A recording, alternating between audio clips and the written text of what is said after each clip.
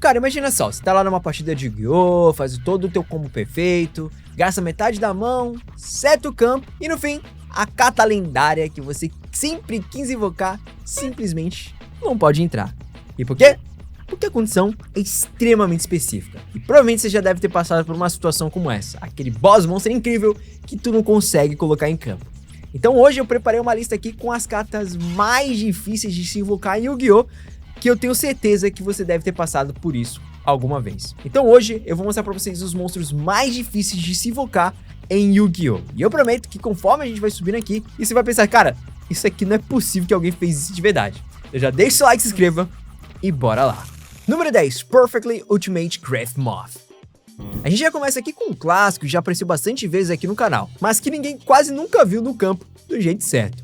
O Perfect Ultimate Grave Moth é um monstro de nível 8, inseto, com status absurdos pra época, tendo 3.500 de ataque e 3.000 de defesa. Parece ser fácil de imaginar que ele seria um boss monstro, né? Só que assim, na realidade, para invocar essa mariposa, você realmente precisa pagar com o recurso mais caro do Yu-Gi-Oh!, que é o tempo. Ela não entra para invocação normal, tá? O método tradicional para você trazer ela envolve o Petit Moth equipado com Conquest Evolution. E esse conjunto todo precisa sobreviver no campo por 6 turnos inteiros. Sim, 6 turnos. E depois disso, aí sim você oferece o Petit Moth como tributo e finalmente chama a Mariposa Suprema.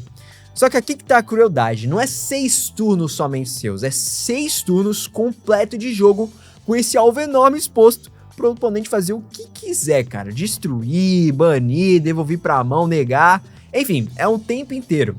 É literalmente um tipo de condição que faz a carta parecer uma lenda urbana, tá? E engraçado que hoje existe até um suporte que meio que pula essa pertinência toda aí, que é o Conquest Ultra Evolution, que consegue trazer um inseto do deck ignorando essas condições. Mas mesmo assim, a fama do Ultimate Grave Moth nasceu do jeito antigo, do jeito sofrido, daquele desafio quase impossível.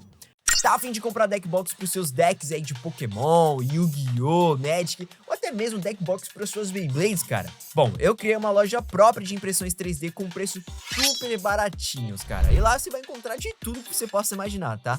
Pokébolas, miniaturas de Pokémon e até outros personagens futuros que eu quero trazer como impressão pra vocês, cara. E eu criei essa loja com muito carinho pra trazer essas coisas que eu gosto bastante de colecionar, só que de forma mais acessíveis. E você aí que tá precisando de uma deck box, cara, não perca tempo, só acessar o link na descrição que lá também tem frete grátis para todo o Brasil. Link na descrição e nos comentários LS3D.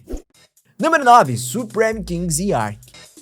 Agora a gente sai do difícil por tempo e entra no difícil por misturas de mecânicas. O Supreme Kings e Arc é um monstro de nível 12, dragão com 4.000 de ataque e 4.000 de defesa. E ele, cara, parece literalmente o apocalipse do Extra Deck. O problema é que a invocação original dele foi pensada para ser um pesadelo mesmo. Você tinha que fazer uma fusão usando 4 dragões como matérias. E esses 4 dragões precisavam representar 4 estilos diferentes. Uma fusão, um sincro, um XYZ e um pêndulo. Percebe o caos disso aqui, cara? E cara, a maior parte dos decks já sofre para focar em uma única mecânica com consistência. 2 estilos, cara, já viram um plano arriscado. Só que assim, 4 estilos de arquétipos com 4 cartas específicas e ainda fazer isso de forma funcional é literalmente um quebra-cabeça, né? E com o tempo o próprio jogo começou a criar atalhos para isso, né? Cartas e suportes que facilitariam a evocação dele, inclusive armadilhas e cartas modernas que conseguem colocar o Z-Arc no campo com mais facilidade. Mas a história dele e o motivo dele estar aqui, na verdade, é a maneira como ele nasceu, né? Como um chefe que exigia que você carregasse um museu inteiro de invocações diferentes dentro do seu extra deck. E quando ele entra, até faz jus ao drama todo da invocação. Ao ser invocado, ele pode até limpar o campo do oponente, além de ter proteções muito chatas de lidar. Ou seja, até tem um prêmio real, só que o caminho de invocar ele realmente não é muito maneiro não. Número 8, Armatile The Chaos Phantasm. Agora eu quero que você imagine o seguinte aqui, você vai lá, olha teu extra deck e vê um monstro de nível 12 com ataque e defesa zerados. E aí tu pensa, pô, isso aqui é um meme, não é possível. Só que aí tu lê o efeito que durante o seu turno ele ganha 10.000 de ataque. Esse é o Armatile The Chaos Phantasm. Ele é uma carta que te faz perguntar o porquê isso aqui existe, e a resposta é porque o preço para invocar é um inferno. Ele depende dos 3 Secret Beasts, Uria, Ramon e Raviel. Sei que cada um desses aqui já tem uma condição própria bem chatinha.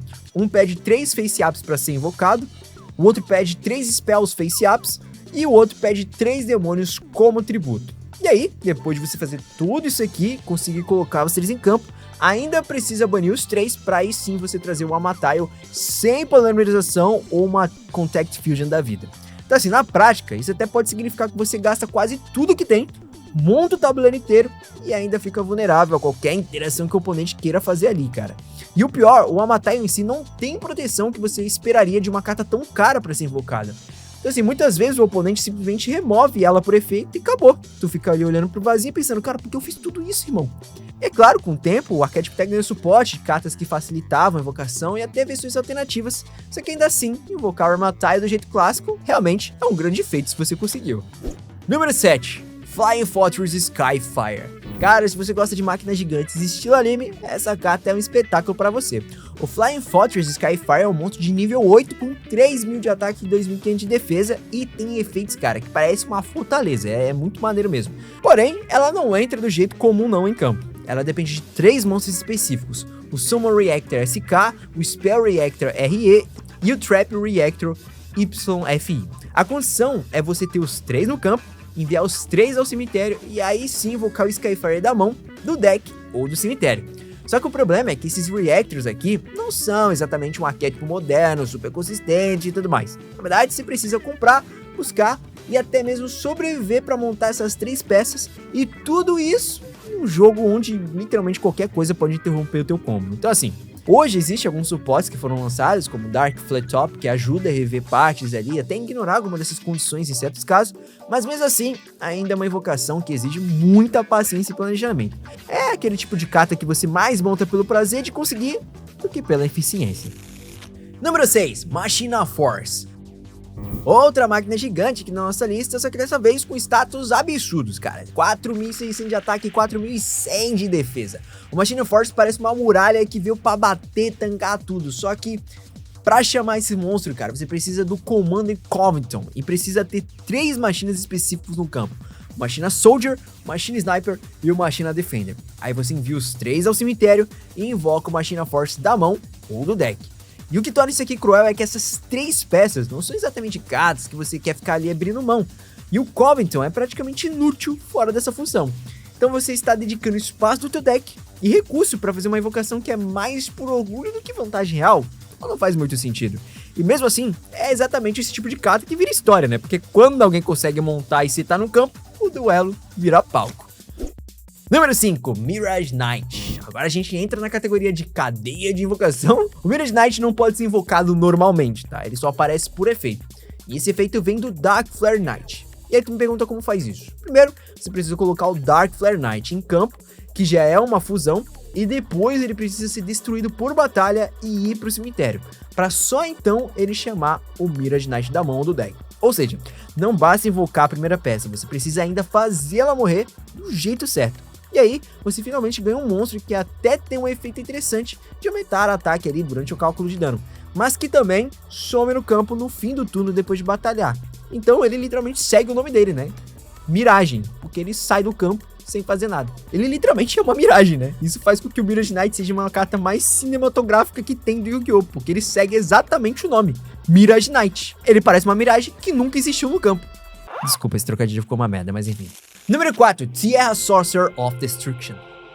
Essa carta aqui é insana em conceito. O Tierra simplesmente entra e embaralha praticamente tudo de volta da mão, deck, campo, cemitério. É literalmente um reset total dentro do duelo. E o preço pra isso, você me pergunta? Você precisa embaralhar de volta 10 cartas diferentes da sua mão e do seu campo. Diferentes. No caso, nomes diferentes. Isso no papel parece algo absurdo, só que assim, na prática, ter 10 cartas acumuladas entre mão e campo é muito raro. E ainda por cima você precisa que sejam 10 nomes únicos, cara. O que bate de frente com a forma como a maioria dos decks é construído hoje em dia, com múltiplas cópias das melhores cartas para ter uma consistência. Então você tem que montar um deck extremamente específico para cumprir essa condição dela. E o detalhe cruel disso tudo aqui é que muitas das vezes você já tem 10 cartas, você já está em uma posição tão favorável, talvez nem precisava resetar nada. Então o efeito dele acaba sendo meio que inútil até mesmo para você, fazendo com que esse monstro seja um grande meme na minha opinião. Número 3, Timios, The Knight of Destiny. Agora a gente chega numa das cartas mais lindas, só que extremamente exigente. O Timios, The Knight of Destiny é uma fusão que pede 3 monstros específicos. O Legendary Knight Timios, o Legendary Knight Christias e o Legendary Knight Hermos. Até aí parece só juntar os 3, né? Só que esses 3 não são invocados normalmente. Eles dependem de uma spell chamada Legend of Heart.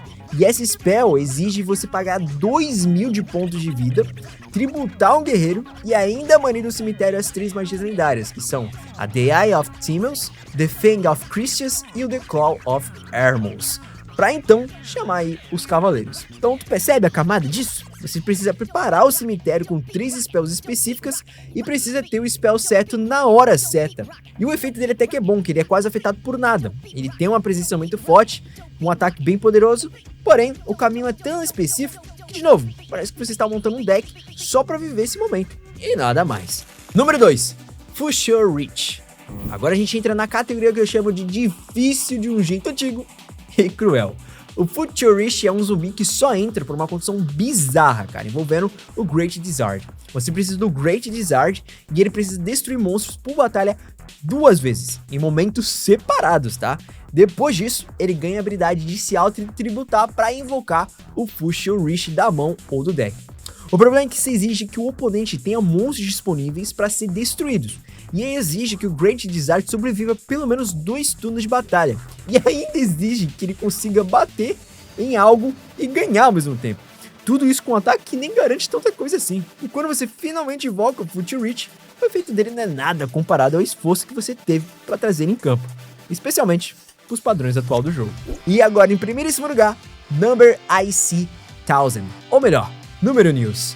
Agora segura aqui, porque aqui o jogo vira um labirinto, irmão. Porque o Number IC 1000 é um XYZ de rank 13. E só essa frase aqui já é um absurdo, porque os níveis normalmente vão até 12. A condição padrão seria usar 5 monstros de nível 13, o que na prática é quase impossível. Então, o jogo cria uma condição alternativa para isso. Para chegar nele, você geralmente precisa passar pelo Number C1000, e o caminho envolve o universo Numeral, que já é cheio de degraus. Em muitos casos você até começa com o Numeral Network, para depois usar o Numeral Calling para chamar os 4 Numeral Gates, que montam o XYZ específico ali, e transforma em outra forma. Aí depois você precisa que certas coisas sejam destruídas do jeito correto ali no combo, para então você ativar uma carta que monta, entre aspas, esse XYZ como matérias vindo do cemitério e banimento.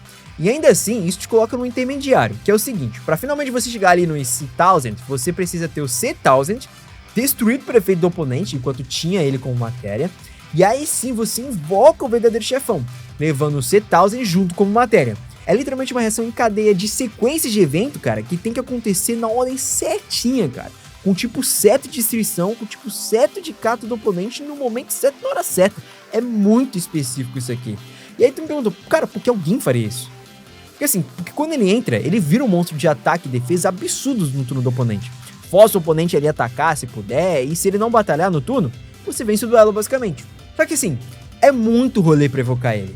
E ele fica em primeiro lugar aqui porque não é só difícil, ele é difícil de explicar, é difícil de montar, é difícil de acontecer de forma natural, e ainda assim ele existe, cara, ele é real. E alguém, em algum lugar, já deve ter conseguido invocar esse monstro. Eu nunca fiz isso, nunca vou fazer e nunca vi alguém fazendo, mas tem algum maluco que já deve ter feito. E aí fica a reflexão nesse vídeo. O Yu-Gi-Oh! Não é só um jogo de invocar, não é só pra colocar cartas no campo. Às vezes é construir uma história, às vezes é fazer um ritual, saca? E essas cartas são exatamente isso. São os chefões que exigem que você prove que merece aquele momento. E agora eu quero saber de você, cara. Alguma dessas cartas você já tentou invocar? Nem precisa ter conseguido, tá? É só realmente dizer se você tentou. E qual delas você acha que merece pelo menos entrar numa segunda parte aí futura que eu penso em fazer? Comentem ideias de algumas cartas que vocês acham difíceis pra gente conseguir trazer aqui pro vídeo futuro. Então, se você curtiu esse vídeo, deixa o like, se inscreva, porque isso ajuda demais. E vejo vocês na próxima com mais um duelo.